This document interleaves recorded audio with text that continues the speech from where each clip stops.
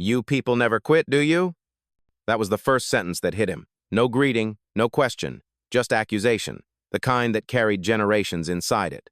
Marcus Hill looked up from his lounge chair, the sunlight glinting across the calm surface of his pool. He was shirtless, wearing bright red swim trunks, a hardcover book resting on his chest. Around him, silence had been perfect until 3 officers broke through the side gate without a knock. The woman led the charge, blonde ponytail swinging as she laughed. "What are you doing here, sir?" Her tone made sir sound like an insult. "Neighbors called about a trespasser." The taller man followed, jaw tight, voice louder. "Hands visible. Step away from the pool." The third, younger one, stayed silent, already pulling out a notepad as if the crime had already begun. Marcus did not move. "This is my house." The woman smirked. "Sure it is. And I suppose the Mercedes out front is yours too?" "Yes." Her laughter cracked through the morning air. "Okay, let's not make this difficult." He blinked once. "You already have. Before we continue, where are you watching from? Drop your city or your country in the comments below. And if you believe in dignity and justice, hit like and subscribe. These stories spark change. And we're glad you're here. Now, back to Marcus. The officer's boots clacked across the patio tile. "You have identification?" Marcus tilted his head. "Do you need one to sit by a pool?" "Cut the attitude," the tall man snapped. "We're responding to a call about a break-in." The woman crossed her arms. The caller said a black male was on private property. No shirt. Possibly armed. Marcus's eyes did not flinch.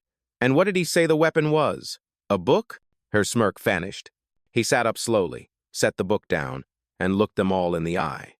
"You are standing in my backyard. I paid for every inch of it. You want proof? Look at the deed." The younger officer murmured, "We'll need confirmation." Marcus nodded slightly. "Then confirm it, but don't mistake calm for consent." Rosa, his housekeeper, appeared at the glass door, wiping her hands on a towel. "Officers, please, he lives here." "Ma'am, back inside," the tall one ordered. "This is police business." Marcus turned to her, voice gentle. "It's fine, Rosa. They're just lost." The woman scoffed. "Lost? We know exactly where we are." Marcus's tone hardened. "No, you think you do." The sun climbed higher, throwing long shadows across the blue water. The tension thickened, slow and deliberate, like the air before a storm. The tall officer stepped closer, his finger pointed inches from Marcus's chest.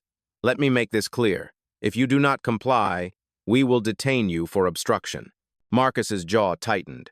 He did not raise his voice. "Obstruction of what? Sitting down?" The woman whispered under her breath. "Unbelievable." He heard it, every syllable. The same word that had followed him through airports, lobbies, boardrooms. Unbelievable. Not because he was wrong, but because he was black and calm and in control. His phone sat face down beside the chair, already recording. The red light blinked against the reflection of the pool. He spoke softly, almost to himself. "Every time this happens, it starts with a sentence like yours." The tall officer frowned. "Like what?" Marcus met his gaze. "You people." And for a second, none of them spoke. The laughter stopped. The authority wavered. The power in the yard began to shift. The calm before the reckoning had begun. The street outside was lined with trimmed hedges and matching mailboxes. Every house in that gated neighborhood looked the same. White fences, stone driveways, 2 stories of quiet money. To them, Marcus Hill was the exception that did not fit the picture. He had moved into the community 6 months earlier, after years working in Washington. The house was his peace, his retreat from the chaos of government investigations and press briefings. That morning, he had planned nothing more than coffee, sunlight, and silence. Now, 3 officers stood where calm had lived. "Dispatch confirms no break-ins reported," said the younger officer, glancing at the radio. The woman ignored him.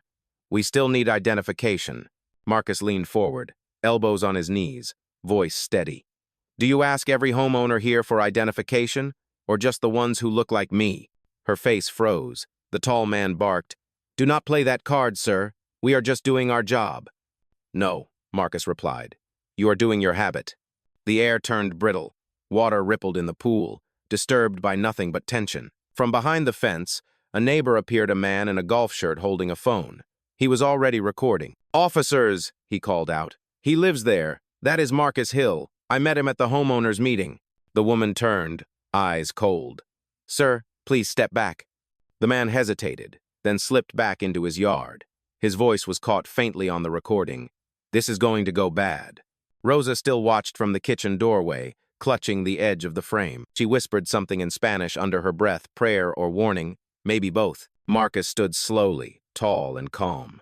"You have one problem, officer. You came here assuming I did not belong. Now you have to find a way to leave without proving me right." The tall man took a step closer. "You want to keep talking smart? We can solve that downtown." "Downtown?" Marcus repeated, his tone almost curious. "I am already home." The younger officer shifted uneasily. His pen stopped moving. He looked at the pool, then at the others, then back at Marcus. For the first time, doubt crossed his face. The woman noticed and snapped, "Do not go soft now." Marcus watched them all. Calm was not weakness, it was calculation. He had seen tempers destroy men in boardrooms. He knew when silence could do more damage than shouting. He spoke again, quiet enough to make them lean in. "The difference between you and me is simple. You came here thinking I am the problem. I am standing here watching you prove it." The tall officer's hand hovered near his holster. The woman's smile was gone. The younger one looked down, ashamed. Inside the house, a clock chimed 10. Each sound echoed across the patio like a warning. And in that still, sunlit yard, the story of calm and power began to turn toward the storm. The officer's radio crackled, but no one moved. A small bird landed near the edge of the pool, then flew away at the sound of boots scraping against the stone. The moment felt stretched, fragile, ready to break. The woman officer stepped closer, her voice dripping with authority she did not earn. "We received a call about someone loitering, possibly intoxicated. You match the description." Marcus raised an eyebrow. "Intoxicated? Reading by a pool?" She shrugged. "Drugs, alcohol, we will find out."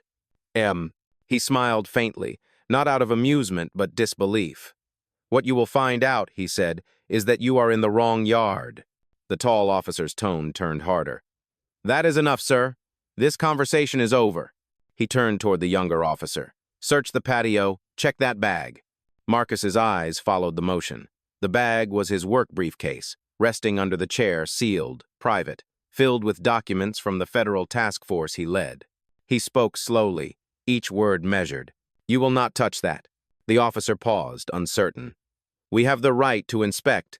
"You do not have the right to open federal property without a warrant," Marcus interrupted, still calm, still grounded. "And if you try, you will regret it faster than you can spell your badge number." The air went colder. Even the pool seemed to hold its breath. Rosa stepped out again, her voice trembling.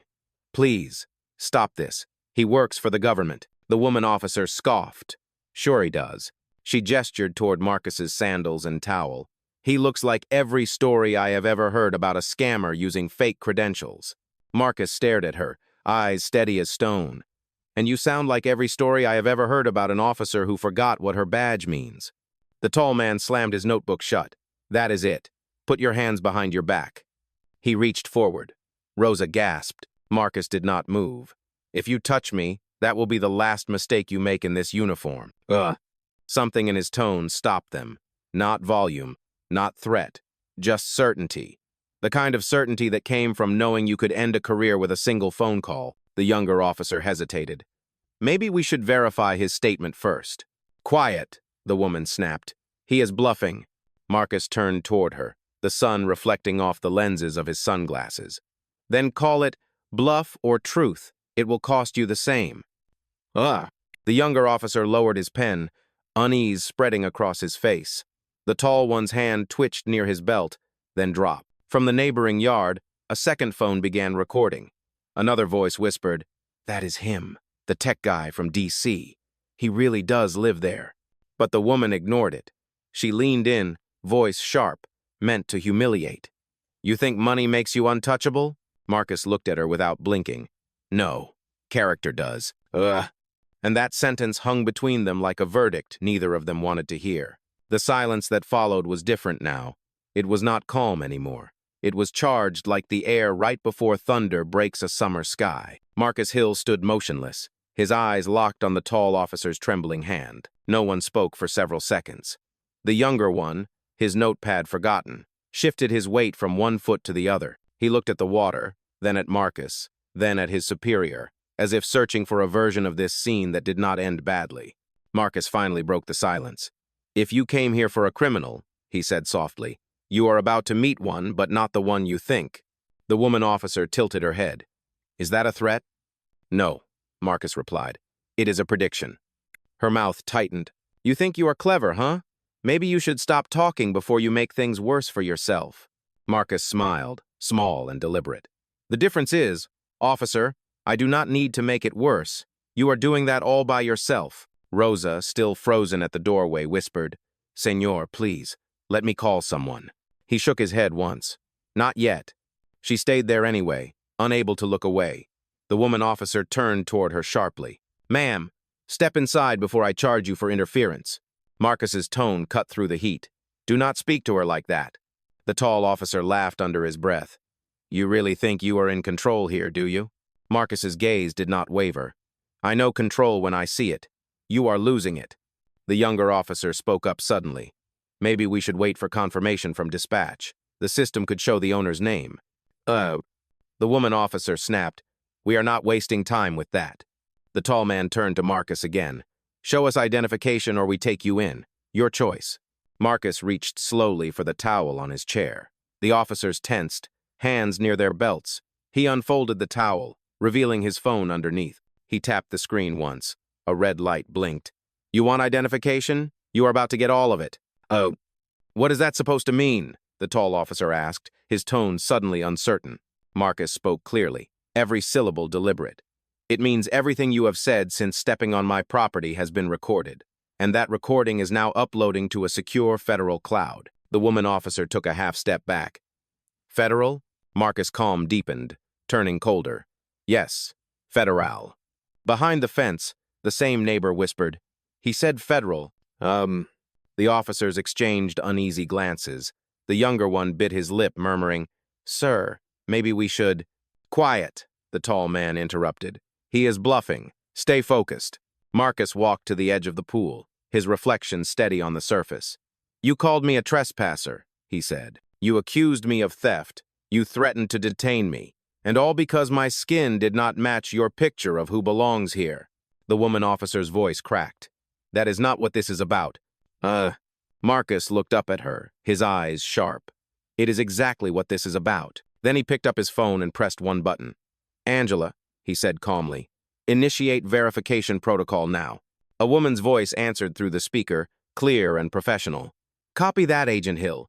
Federal identity confirmation in progress."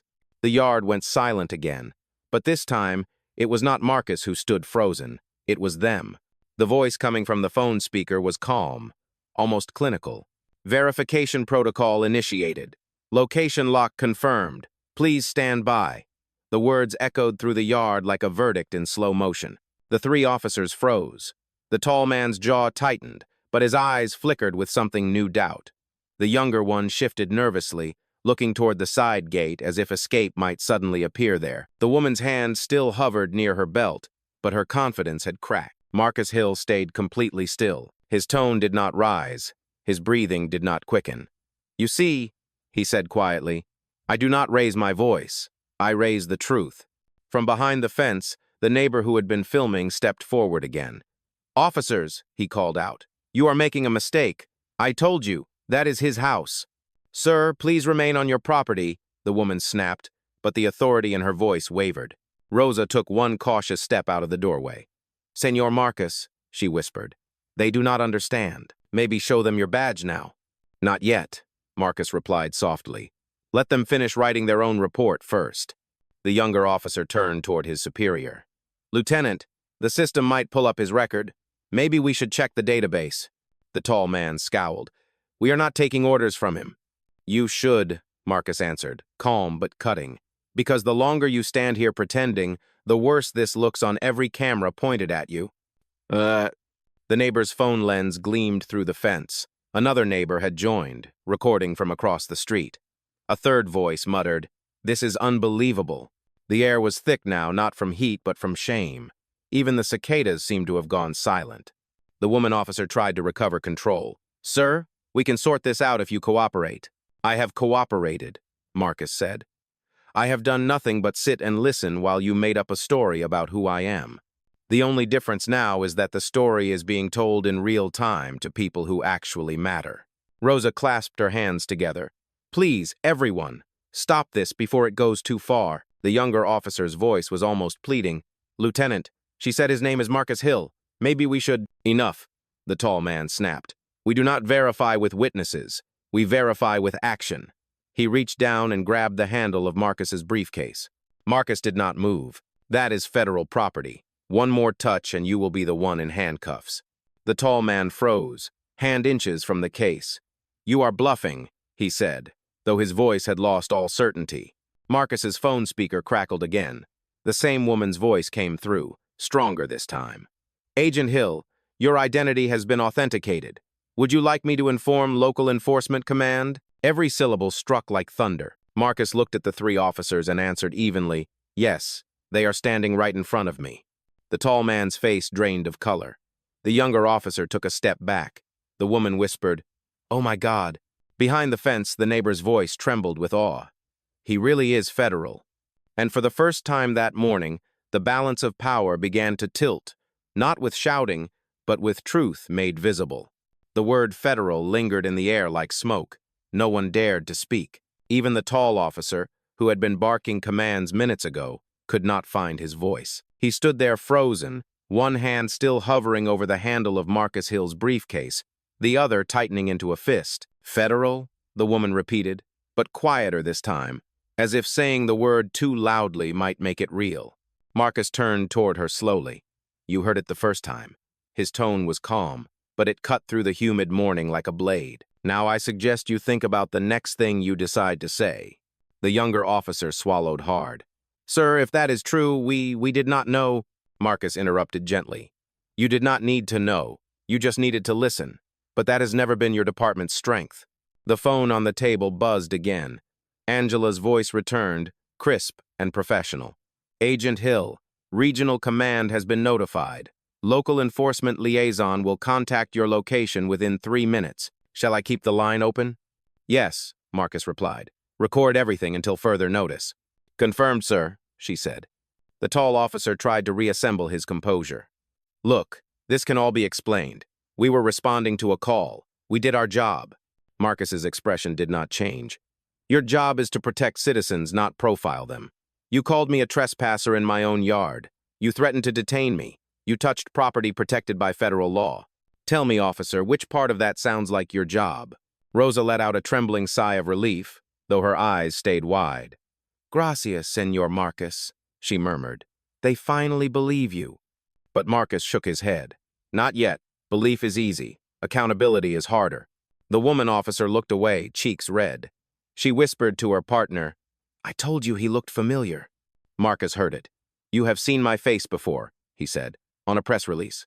Or maybe on the news when we broke the cyber fraud ring that helped your department last year. You shook my hand that day. You just did not recognize it without the suit. Her lips parted. I remember now. The younger officer glanced at Marcus's phone. Sir, this is going to be reported, right? Marcus nodded once. Every word. The tall officer's mask finally cracked. He exhaled heavily, eyes darting between the cameras that now lined the fences. The neighbors had multiplied. 5 of them. 6, maybe more. Phones raised, lenses recording history. One of them shouted, You see what happens? They did not even ask first. Another voice joined. We are watching, officer. Keep your hands where we can see them. Marcus stood perfectly still, hands open, calm as stone. You wanted a scene, he said quietly. Now you have an audience. The woman officer whispered, Lieutenant, we should go. The tall man did not move. His pride fought his fear, both losing ground at once. And in the reflection of the pool, the image was clear. 3 officers standing small in the sunlight, and one man, silent and steady, no longer defending himself but defining what power looks like. The tall officer's voice cracked first. Turn that off, he barked, pointing at Marcus Hill's phone. You cannot record law enforcement without consent. Marcus did not blink. Wrong. You stepped on my property. You made it evidence. And right now, this entire neighborhood is your witness. The woman officer's hands fidgeted at her belt. "Lieutenant, this is getting out of control." "It got out of control," Marcus corrected, "the moment you decided that my skin color was probable cause." Behind the fence, another neighbor shouted, "We have this on video too." The sound of multiple phones capturing the moment rippled through the air like wind through leaves. The tall man's face flushed red. "Enough!" He reached out, grabbed the briefcase, and yanked it open. Papers spilled across the table, sealed folders stamped with the gold emblem of the Federal Cybercrime Unit. Rosa gasped, covering her mouth. "No!" The woman officer stepped back instantly. "Lieutenant, those are marked." But the damage was done. The symbol glimmered under sunlight. The word confidential printed across every page. Marcus's voice stayed steady, low, deliberate. "Congratulations," he said. "You just violated federal confidentiality under Title 18, Section 798. The tall officer's hand froze midair, his breath shallow. What did you just say?" "You heard me," Marcus said. "You can explain it to your supervisor in about 60 seconds when he calls." Right on cue, the phone on the table buzzed again. Angela's voice returned, sharper now. "Agent Hill, the local enforcement captain, is on the line. He requests to speak directly with the officers." Marcus nodded once. "Put him through." The call switched to speaker. A deep voice filled the yard. "This is Captain Lewis, Atlanta Metro Command. Who am I speaking to?" The tall officer swallowed. "Lieutenant Barkley, sir." "Lieutenant Barkley," the voice said, steady as granite. "Are you presently detaining Deputy Director Marcus Hill of the Federal Cybercrime Unit?" Silence. "Answer me, Lieutenant." Barkley's lips moved, but no sound came out. The woman officer finally whispered, "Yes, sir. We did not know who he was." Captain Lewis's tone cut like steel. "Then you should have followed procedure before escalating. Step away from him immediately. Do not touch anything else." "Yes, sir," she said, her voice breaking.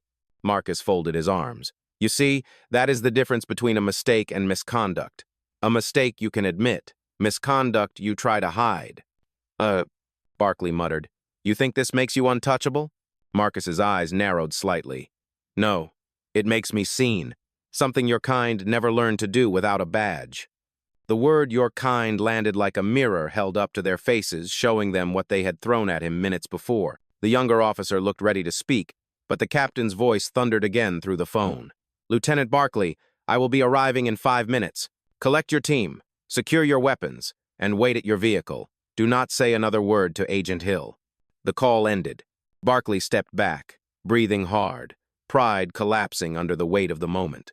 Rosa exhaled slowly, tears welling in her eyes. Marcus did not gloat. He simply said, 5 minutes can be a long time when the truth is walking toward you. And for the first time, the tall officer looked smaller than his shadow. The silence that followed was almost painful. The only sound came from the soft ripple of the pool and the distant whir of a lawnmower somewhere down the street. But inside Marcus Hill's yard, time had stopped. The 3 officers stood like statues, each one trapped in the gravity of their own mistake.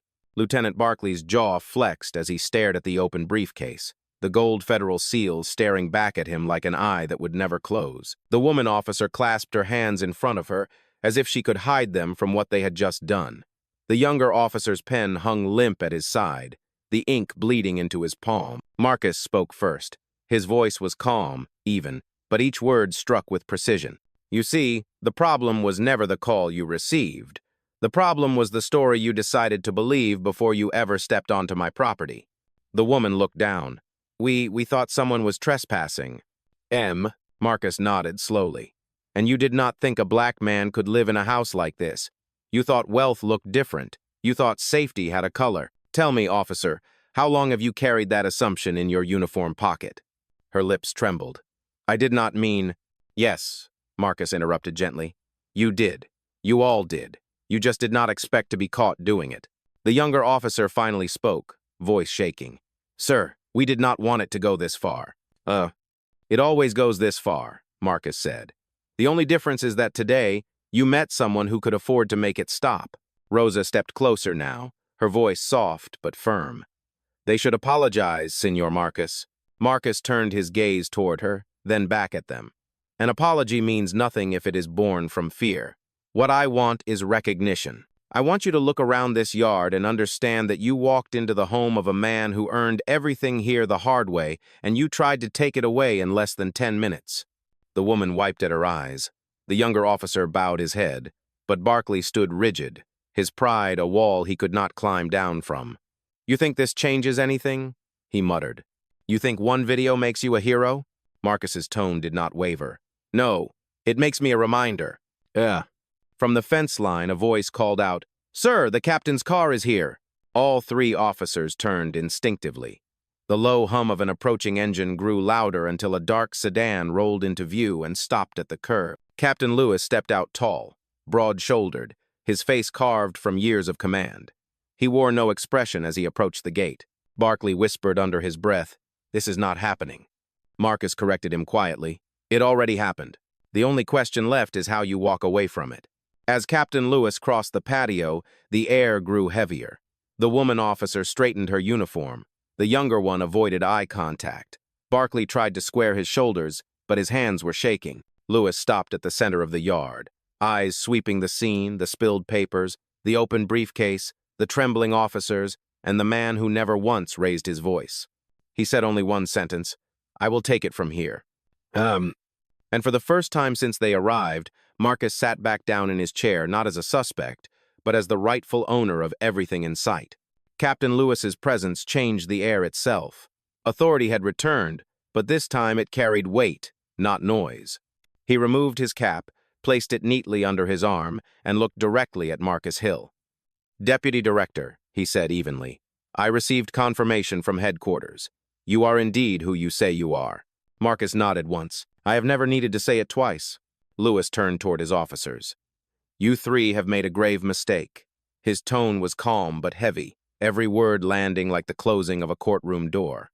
"You entered private property without cause, you violated federal jurisdiction, and you humiliated a senior government official on camera." Lieutenant Barkley stiffened. "Captain, with respect, we were acting on a report." "Do not finish that sentence," Lewis cut in sharply. "I read the call log. The neighbor who reported the suspicious person has already confirmed he made an assumption based on skin color. That assumption became your order, and you followed it without question." The woman officer's eyes welled with tears. "Captain, we did not know." "That is exactly the problem," he said. "You never stopped to know."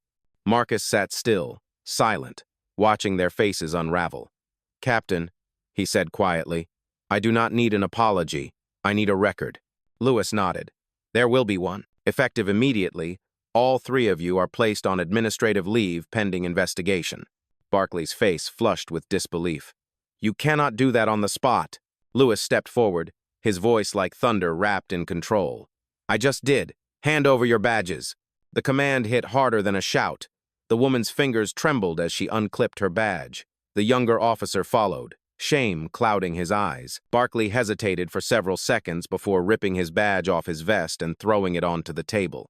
It landed beside the federal seal, the sound sharp and final. Marcus leaned forward slightly. "Do you hear that?" he said quietly.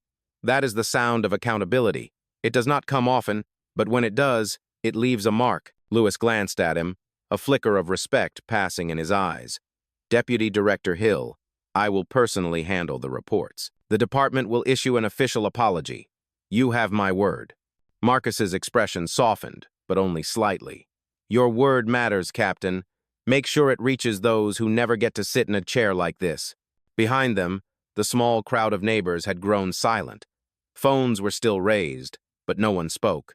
They were witnessing something rare justice that did not need shouting. Rosa wiped her eyes, whispering, "Gracias a Dios." Marcus finally stood, slow and composed. He extended a hand toward Lewis, not in triumph, but in closure. "Thank you for doing your duty." Lewis shook it firmly. "You should not have had to call me to make it happen." "No," Marcus replied, "but sometimes power needs to remind power where it came from." And as the captain gathered the confiscated badges, the three officers stood motionless, small, silent figures framed against a house that no longer belonged to their authority, but to the dignity they had tried to erase. The silence that followed felt heavier than any command. The three officers stood side by side, stripped of the badges that had once given them power. The weight of metal was gone, but the shame of what remained could be felt in every shallow breath. Lieutenant Barkley stared at the ground, his pride dissolving into disbelief. "Captain, this is not right. We were only doing what we were trained to do." Captain Lewis turned slowly toward him. "Then your training failed you. Or worse, you failed to rise above it." The woman officer wiped her eyes. Her voice cracked. "I never wanted this to happen." Marcus Hill's response was calm but unflinching. That is how it always starts with someone who did not want it to happen but still let it. The younger officer looked up, guilt plain in his face. "Sir, for what it is worth, I am sorry, truly sorry." Marcus met his gaze and gave a single nod. "Then remember this moment. Remember the heat, the silence, the feeling in your chest, because next time you will have a choice to be part of the problem or the one who stops it." Barkley clenched his fists. "You think you can talk down to us because you have a title?" Marcus stepped closer. The sunlight caught the federal emblem on his badge as he held it up. "No, Lieutenant. I can talk down to you because you tried to put me on the ground." The crowd behind the fence murmured in awe. Phones trembled in people's hands. Someone whispered, "He said it like a sermon." Another answered, "No, like a sentence." Captain Lewis gestured toward his car. "You three, outside the gate, wait for internal affairs. Do not speak to anyone else." They obeyed. The sound of their footsteps on the stone path was slow, uneven, and heavy with humiliation. When the gate clicked shut behind them, the noise echoed through the yard like a closing cell door. Lewis exhaled deeply, rubbing a hand across his forehead. "Deputy Director, I wish I could say this is the first time something like this has reached my desk, but it is not." Marcus's tone softened, though it carried the same gravity. "It will not be the last either, but at least now there is a record. That is how change begins, not with apologies, but with evidence." The captain nodded. "The footage from these neighbors will circulate by evening. The department's reputation is already in free fall." Marcus looked at the small crowd still filming. "Then let it fall. Maybe when the ground shakes, someone will finally build better foundations." Rosa stepped closer, handing Marcus a towel. "You handled them with grace, Senor Marcus. I could never have stayed so calm." He smiled faintly. "Calm is not silence, it is strategy." Captain Lewis extended his hand again. "You have my respect, sir." Marcus shook it firmly. "Respect is earned by how we act when no one is watching. Today, the world was." Lewis nodded once, turned toward his car, and walked away. The neighbors lowered their phones, unsure whether to clap or simply breathe. The pool reflected the afternoon light, still and deep like nothing had happened, though everything had. Marcus sat back down.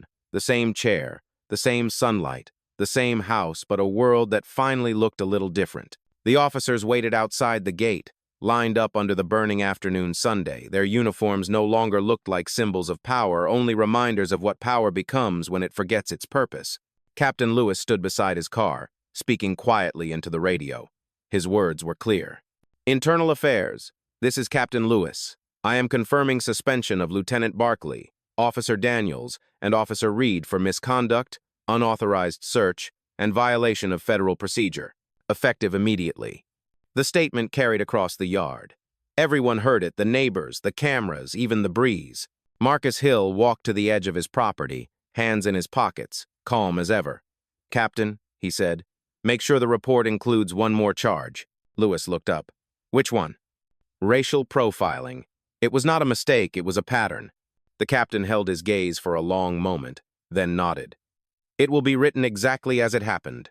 The woman officer, tears streaking her face, whispered, "Sir, please, I never meant." Marcus stopped her gently.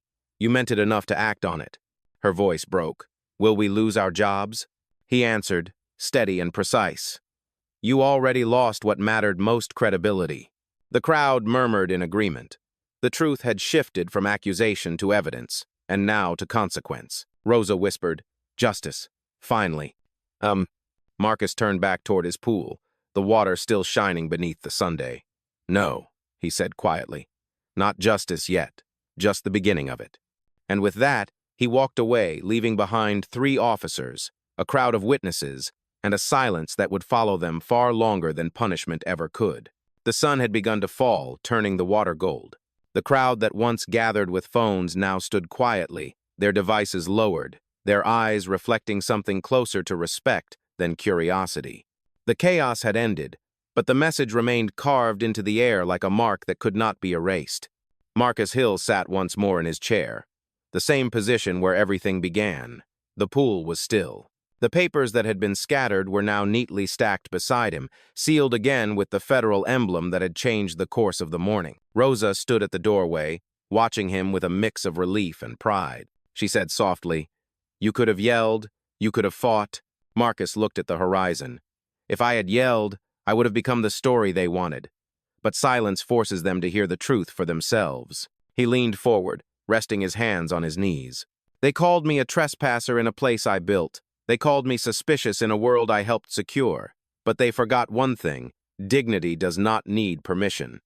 The camera of the neighbor across the fence zoomed in slightly as Marcus stood. His voice carried across the yard, deep and steady. "To every person who has ever been told they do not belong, remember this: you do not need to prove your worth. You only need to stand in it." The neighbors nodded silently. The sound of the gate closing echoed once more, but this time it was not fear, it was peace. Marcus picked up his book, opened to the same page, and smiled. "I am home," he said quietly. And the story ended exactly where it began, by the pool, in power, in peace, and in full dignity.